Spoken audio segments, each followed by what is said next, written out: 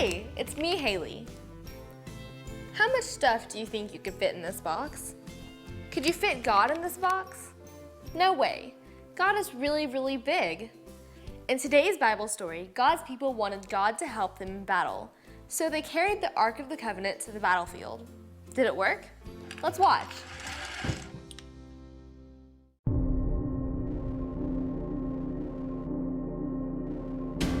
The people of Israel did not get along with the Philistines. They fought a battle against the Philistines, where the Philistines killed about 4,000 Israelites. The Philistines won. The leaders in Israel said, "Why did God let us lose the battle?"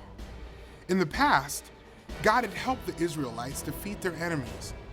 Instead of asking God what they had done wrong, the Israelites decided to take the Ark of the Covenant, a wooden box covered in gold that reminded them God was with them, and carry it to the battlefield. Some of the men went to talk to Eli's sons. Eli's sons were priests. They were in charge of the Ark of God.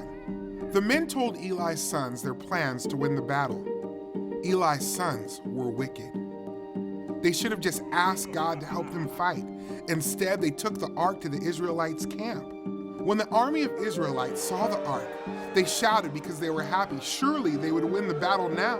The Philistines heard the shout. Why are the Israelites happy, they wondered. They had just lost a battle. When the Philistines heard that the Ark of God was with the Israelites, they panicked. They could fight against men, but who could fight against God? The two groups went to battle, but the Philistines won again. They killed thousands of Israelites, including Eli's sons. They stole the Ark of God. One of the men ran to tell Eli what had happened. When Eli heard the news, he fell backward in his chair, broke his neck, and died. The Philistines took the Ark of God to a temple where they worshiped Dagon, a false god. They put the Ark next to the statue of Dagon. The next morning, the Philistines entered the temple and saw that Dagon's statue was face down in front of the Ark of God. They set the statue back up where it belonged. The next day, it was face down again. This time, the head and hands were broken off. Wherever the Ark of God was, God punished the people living in that city. The Philistines got really sick and they wanted to get rid of the Ark because they knew God was responsible for their suffering. When they moved the Ark to another city, everyone in that city got sick. So they moved the Ark to a third city.